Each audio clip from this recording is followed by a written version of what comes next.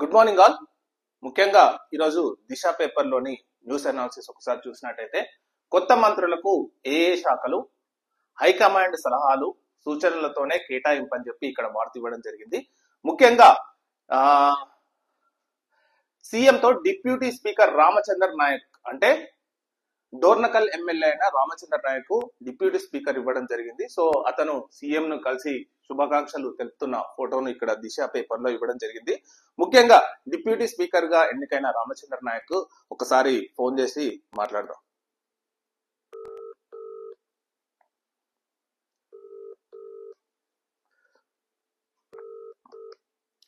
Hello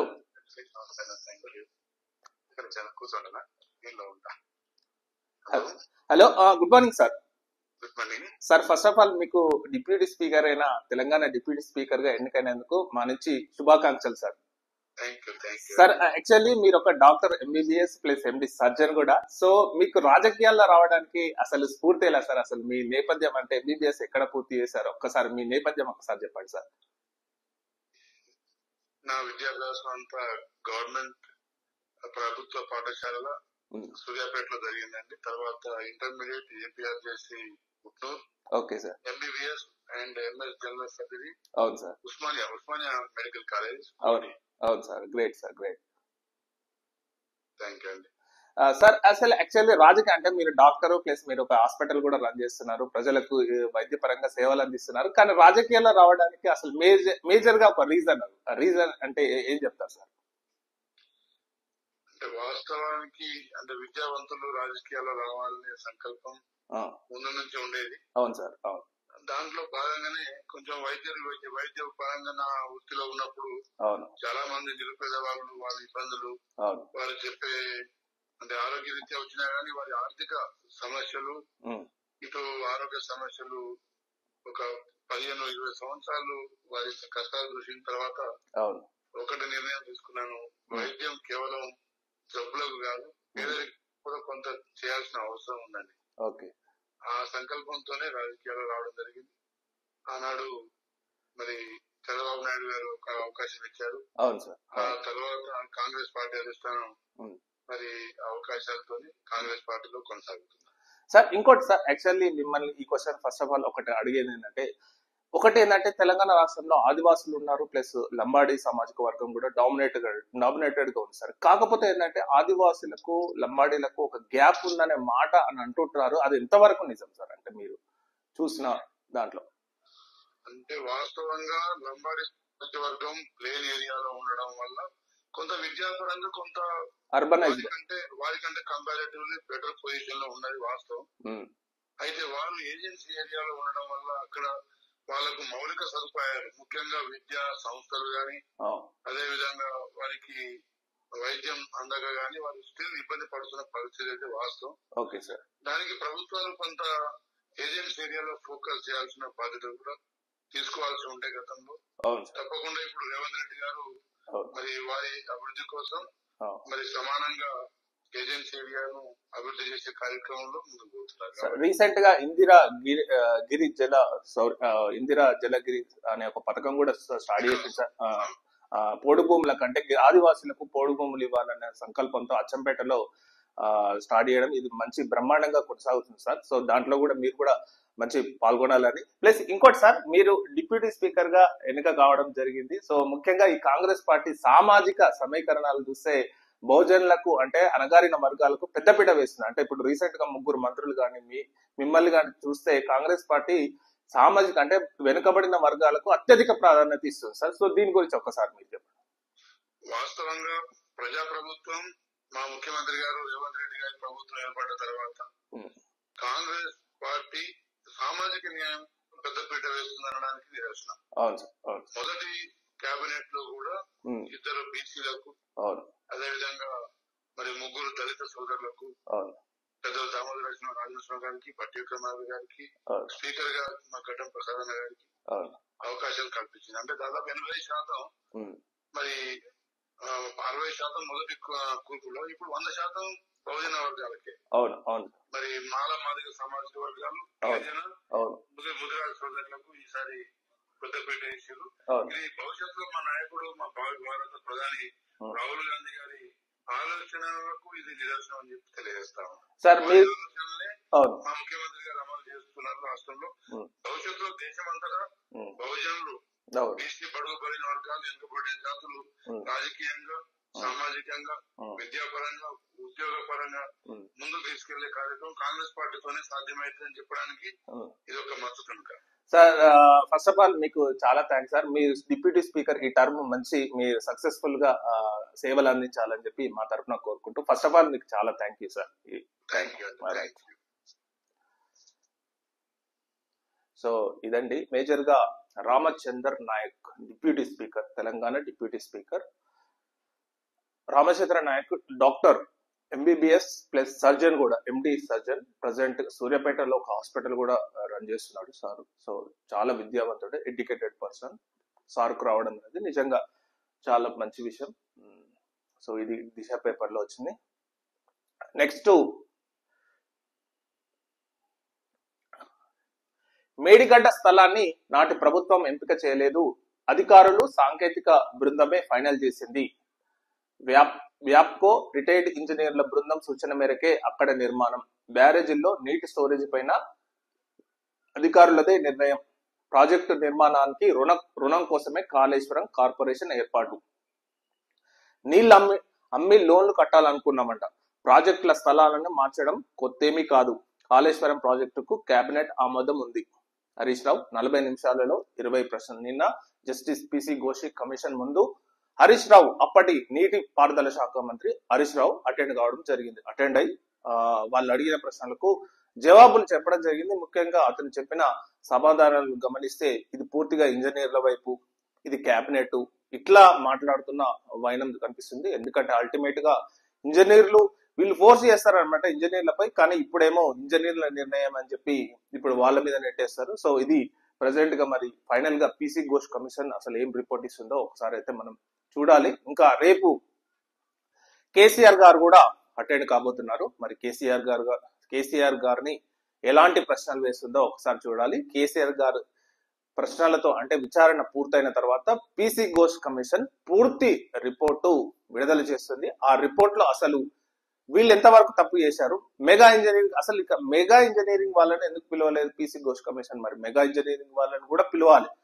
mega engineering కు పూర్తిగా ఈ ప్రాజెక్ట్ కట్టింది మెగా ఇంజనీరింగ్ వాళ్ళు. ఎందుకు బీఆర్ఎస్ కు 200 కోట్లు 300 కోట్లు ఎలక్ట్రల్ బాండ్స్ ఇచ్చారు, మీరు బీజేపీకి ఎందుకు 500 కోట్ల బాండ్స్ ఇచ్చారు, ఇవన్నీ అడగాల్సిందే. 40,000 కోట్ల ప్రాజెక్టును 1,00,000 కోట్లకు 90,000 కోట్ల ప్రాజెక్టుకు ఎందుకు పెంచారు? సో వీళ్ళు అడగాల్సిందే. కానీ మరి మెగా కృష్ణారెడ్డిని పిలవకపోవడం అనేది మరి పిసి ఘోష్ కమిషన్ ఇది చాలా తప్పని చెప్పాలి నా ఉద్దేశంలో మాత్రం. నెక్స్ట్, కరోనా కొత్త వేరియంట్ యమ డేంజర్, ఇమ్యూనిటీని తప్పించుకునే XFG. ఇండియాలో 163 కేసుల్లో గుర్తింపు, క్లోజ్ గా మానిటర్ చేయకుంటే కొత్త కరోనా వేవ్, నిపుణుల హెచ్చరిక. సో కరోనా వేరియంట్ అనేది భారతదేశంలో ఇప్పుడు ప్రెసెంట్ గా హెవీగా వస్తుందని చెప్పాలి. ప్రెసెంట్ గా ఇండియాలో ఇప్పుడు 6,000 కేసులు నమోదయ్యాయి. 6,000 కేసులు నమోదయ్యాయి. సో అందులో కొత్త యమ డేంజర్ అంట, ఇమ్యూనిటీని తప్పించుకొని XFG ఈ వేరియంట్ అంట. ఈ వేరియంట్ ప్రెసెంట్ గా ఉంది. సో ఇండియాలో 163 కేసులు గుర్తింపు, అంటే ఇప్పుడు 6,000 కేసులేమో వేరేది, 163 కేసుల్లో ఇది XFG. ఇదేంటంటే ఇమ్యూనిటీని, అంటే మనం వేసుకున్న వ్యాక్సిన్ కూడా తప్పించుకొని అది సస్టైన్ కాగల రకం అనే వైరస్ అని చెప్పి ఇక్కడ రావడం జరిగింది. సో ఇది జాగ్రత్తగా ఉండాలని చెప్పి ఇక్కడ ఇవ్వడం జరిగింది. నెక్స్ట్, శుభాంశు శుక్లా అంతరిక్ష యాత్ర మళ్లీ వాయిదా, నేడు జరగాల్సిన ప్రయోగం రేపటికి మార్పు, ప్రతికూల వాతావరణమే కారణమని ఇస్రో వెల్లడి, గతంలోనూ 2 సార్లు పోస్ట్ పోన్. సో ఏదైతే భారతీయ వాయుసేన పైలట్ శుభాంశు శుక్లా ఎవరైతే ఉన్నారో అంతరిక్ష ప్రయాణం ఏదైతే ఇంటర్నేషనల్ అంతరిక్ష కేంద్రంలోకి వెళ్లాలనుకునే మిషన్ యాక్సిస్ 4 మిషన్, అమెరికాలో యాక్సిస్ 4 మిషన్ భాగంగా ఇస్రో పంపిస్తుందో అది మళ్ళీ వాయిదా పడడం జరిగింది. ఎందుకంటే అది ప్రతికూల వాతావరణంలో వాతావరణ మార్పుల వల్ల వాయిదా వేయడం జరిగిందని చెప్పి ఇక్కడ మనం చూడొచ్చు. నెక్స్ట్,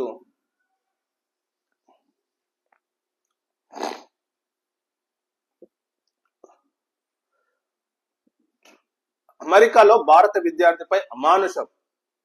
ఎయిర్పోర్ట్ లో స్టూడెంట్ చేతులకు సంకెళ్లు, నేలపై పడేసి బలవంతంగా స్వదేశానికి తరలింపు. వీడియో పోస్ట్ చేసిన ఇండో అమెరికన్ వ్యాపారవేత్త కునాల్ జైన్.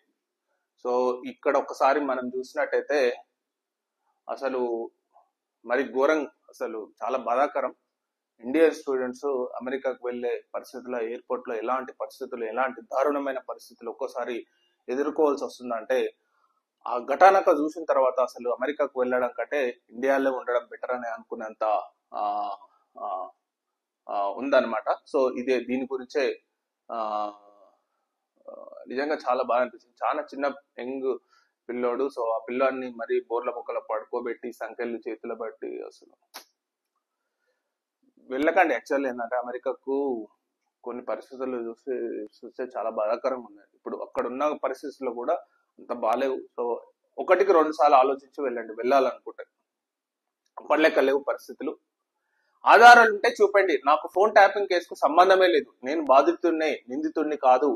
ఎస్ఐబిలో ఫోన్ ట్యాపింగ్ పై రివ్యూ కమిటీలో నేను లేను. ట్యాపింగ్ చేయాలని ఎవరికి ఆదేశాలు ఇవ్వలేదు. సిట్ ఎదుట ప్రభాకర్ రావు సమాధానాలు.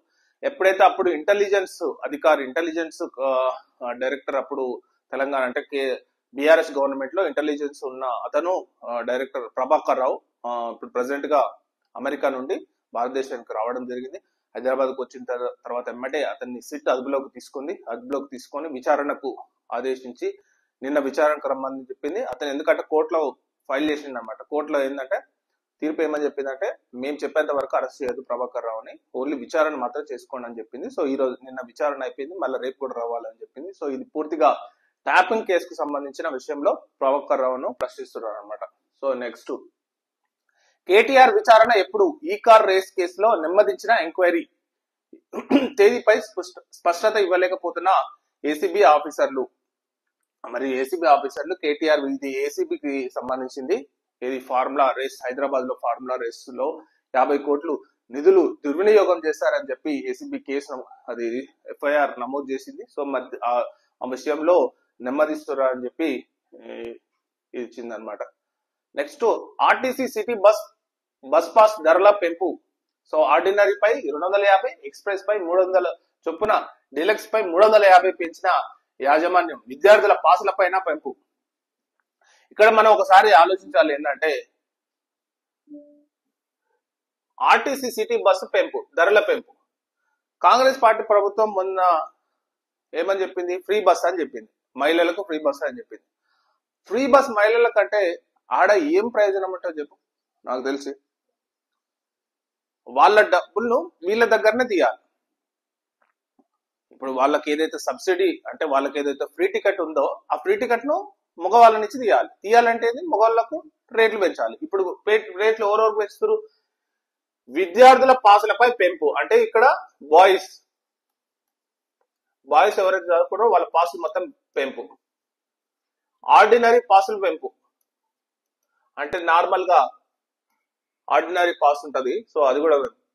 డీలక్స్ పాస్ కూడా పెంచారు. ఎంత పెంచారు అంటే ఆర్డినరీ 250 పెంచారు. ఇది పెంపు అనమాట. అంటే ఇది వరకు 1000 రూపాయలు అంటే ఇప్పుడు 1250. ఇది 300 పెంచారు. డీలక్స్ పై 350 పెంచారు. బస్ పాసులు కూడా పెంచారు. బస్ పాసులు కూడా పెంచారు. సో దీనికి మరి కారణం ఎవరంటే మరి అది లేడీస్ కు ఫ్రీ ఇస్తారు, జెంట్స్ మీద రేట్లు పెంచుతారు. సింపుల్, బ్యాలెన్స్ చేయాలి. లేకపోతే ఇంకా బ్యాలెన్స్ చేయాలి, అది నడవదు. సింపుల్, ఇంకంతే. ఇంకా ఇది పరిస్థితి అనమాట. 27 మంది ఉపాధ్యక్షులు, 69 మంది ప్రధాన కార్యదర్శులు. పిసిసి కార్యవర్గం ప్రకటన. 68% బడుగు బలహీన వర్గాలు, మైనార్టీ వర్గాలకు అవకాశం. కూర్పులోను సోషల్ ఇంజనీరింగ్. 1 ఎంపీ, 5 ఎమ్మెల్యేలు, 2 ఎమ్మెల్సీలకు అవకాశం. వర్కింగ్ ప్రెసిడెంట్ పోస్టులు పెండింగ్. త్వరలోనే నామినేటెడ్ పోస్టుల భర్తీ. 27 మంది ఉపాధ్యక్షులంట, 69 మంది ప్రధాన కార్యదర్శులంట. పిసిసి కార్యవర్గం ప్రకటన. పిసిసి కార్యవర్గం ప్రకటించారు. అందులో 27 మంది ఉపాధ్యక్షులు, 69 మంది ప్రధాన కార్యదర్శులు. పెద్ద జంబో టైపు ఇచ్చిరనమాట. మళ్ళీ ఇందులో 1 ఎంపీ, 5 ఎమ్మెల్యేలకు, 2 ఎమ్మెల్సీలకు అవకాశం. వర్కింగ్ ప్రెసిడెంట్ పోస్టులు పెండింగ్. త్వరలోనే నామినేటెడ్ పోస్టుల భర్తీ. సో ఇది మేజర్ గా ఇది ఈ రోజు news analysis. So thank you very much అండి.